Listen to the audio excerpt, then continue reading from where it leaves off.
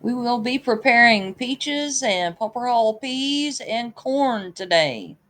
Yum, yum.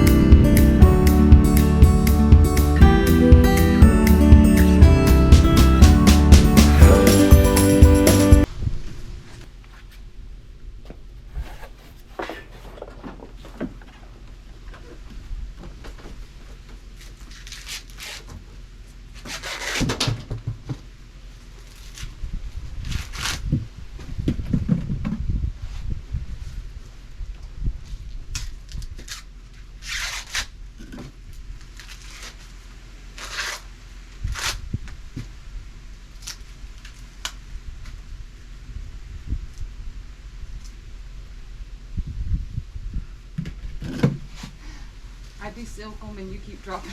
I'm not getting anywhere.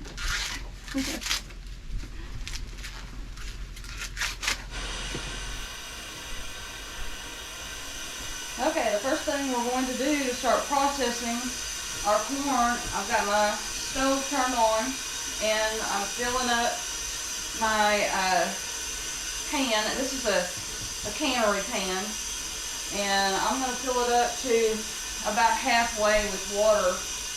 And when Mike brings in the corn, then I'll be ready for to put a few ears of corn. I'll have to judge to make sure that the water stays on top of the corn when I'm putting it in there. But that's your next step. Okay, and while I've got this water heating, I'm going to prepare my purple hull peas from yesterday. And the first thing I'm going to do is wash them.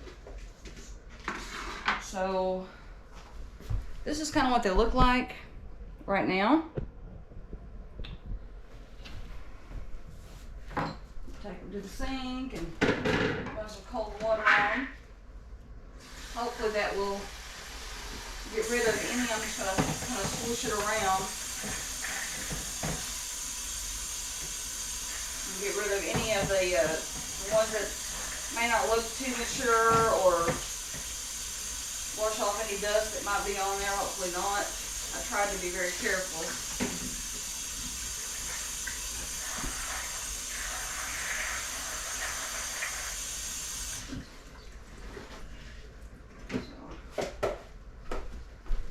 This is what they look like clean. Not much change there, huh? So now I've got about a fourth a can of water in my pot, and I'm gonna turn this on, and then I'm gonna use some Celtic sea salt. It's got way more minerals than our normal table salt.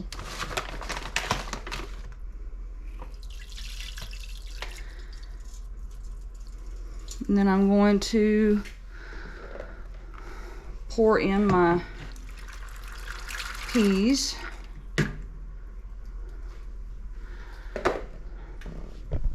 I'm gonna leave you guys down for just a second while that's going. And I'm gonna be getting some chicken broth. Here's the chicken broth.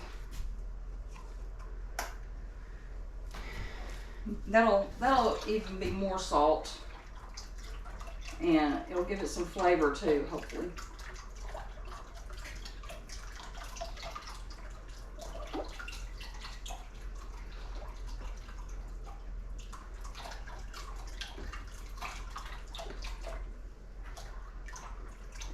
should be yummy, yummy, yummy, yummy.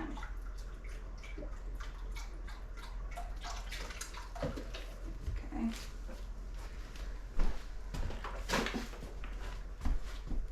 Wash my hands off.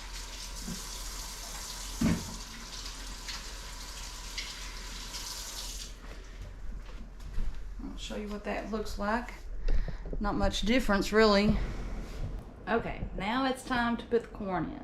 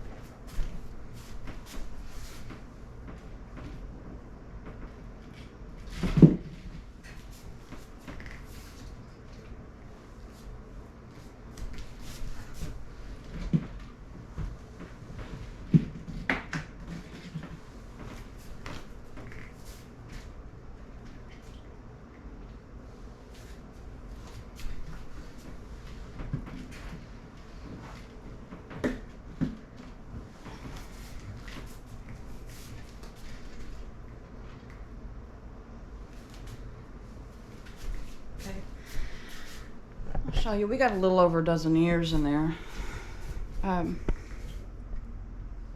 So now I'll cook it until it's, I don't know, it has a certain color that I look for. It's a little bit darker. It usually takes, I don't know, maybe about 10 minutes, 10 to 15 minutes, maybe less than that. And I usually come over and rotate this around and make sure that all of them stay in the water and get cooked. And the next thing we'll do to process them is cut them off. So I'll show you what that. Okay, now it's time to cut off the corn, and I like to kind of make sure that I don't get as many silks in it. Just pick off any that are still left on there.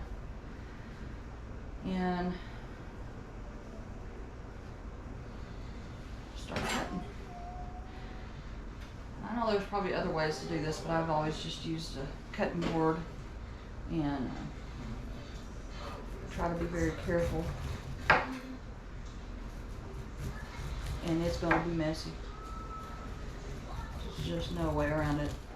And by the time you get done, the starch from the corn is going to make you all feel kind of sticky and sugary. And so when I get that cut off, I'll bring you a little bit closer so you can kind of see. I take it and I take that milky part with all the kernels and break it off with the blade. And that's what gives it all that really sweet, sugary, milky taste. I love that in cut off corn. Now you could probably freeze this with just the ears of corn, but my family prefers the cut off corn, so that's what I do. And then we'll probably eat some of the fresh corn on the cob. This is the time of year to do that, so. Anyway, so that's one.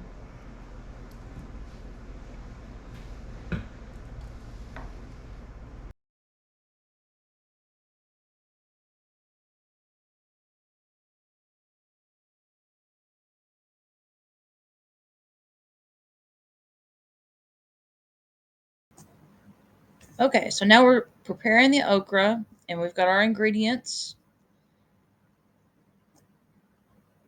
And I'm using olive oil in a cast iron pan. Mixing up and scrambling my eggs. Putting in my okra. After I got it mixed, you can put it in a bag of the cornmeal mix, or you can put it in the bowl. I like the bowl better. You put it in the pan, and it should be heated. And just keep stirring it until it turns brown.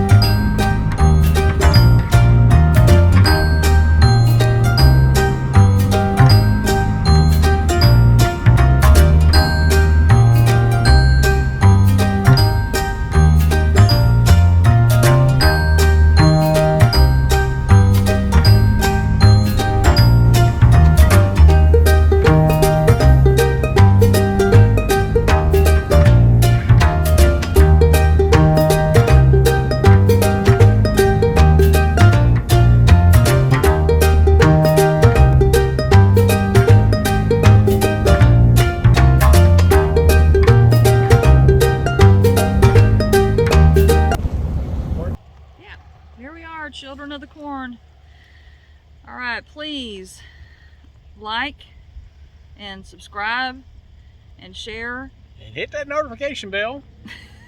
so that you will be notified of any other videos. Bye guys. Bye.